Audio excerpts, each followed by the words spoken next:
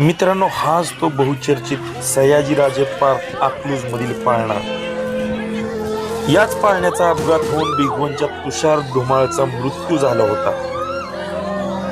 या दुर्घटनेनंतर खरं तर तुषारच्या परिवाराने सयाजीराजे पार्क यांच्या निष्काळजीपणावर ताशेरे ओढलेले आहेत. आता लोकांना प्रश्न पडेल की निष्काळजीपणा म्हणजे कसा?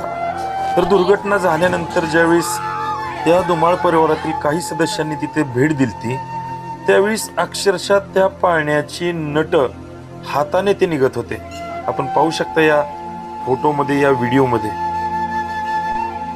मग अशा परिस्थितीमध्ये तुषारला न्याय मिळावा आणि संबंधित सयाजीराजे पार्क अकलूजवर कायदेशीर कारवाई व्हावी, यासाठी या तुषार धुमाळच्या मित्र परिवाराने सोलापूर जिल्हाधिकारी यांची भेट घेतली आहे.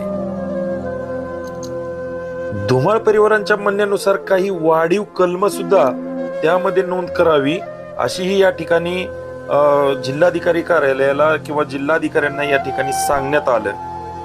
पाहूया या सर्व घटनेबद्दल दीपक अण्णा काटे, जे भाजपाचे नेते आहेत, शिवधर्म फाउंडेशनचे संस्थापक अध्यक्ष आहेत, काय म्हणतायत पाहू. जी अकलूज मध्ये दुर्घटना घडली, सयाजीराजे वॉटर पार्क मध्ये झुलत्या पाळण्यामध्ये अपघात घडला आणि भिगवणचे सुपुत्र तुषार धुमाळ यांना आपला जीव गमवावा लागला. खऱ्या अर्थाने पाहिलं तर येत्या 5 वर्षात जर बघितलं मागच्या, तर अशा अनेक दुर्घटना घडलेल्या आहेत, ज्यातून अनेक नवयुवक हे बर्बाद झालेले आहेत. म्हणजे झुलतं पाळणं तर 2-3 वेळा पडलेलं आहे. आणि असं असताना त्या वॉटर पार्कमधल्या कुठल्याही मशिनरीची डागडुजी नाही. म्हणजे तुम्ही तुमच्या जंगम मालमत्तेसाठी लोकांच्या जीवाशी खेळणार आहात का?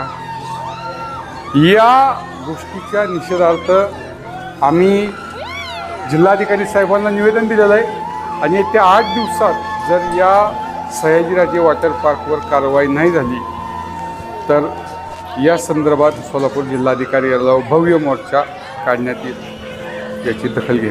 राजकीय वर्चस्व आहे, याचा वापर तुम्ही दुसऱ्याचा जीव घ्याय करणार का? खऱ्या अर्थाने बघितलं तर ज्यावेळेस ही दुर्घटना झाली आणि पेशंटच्या घरचे, मृताच्या घरचे ज्यावेळेस तिथं भेट दिली, त्यावेळेस दुर्दैव एवढं की त्या पाळण्याच्या हाताने नट बोल्ट निघत होते. म्हणजे तुमचं किती दुर्लक्ष आहे तुमच्या वॉटर पार्कवर.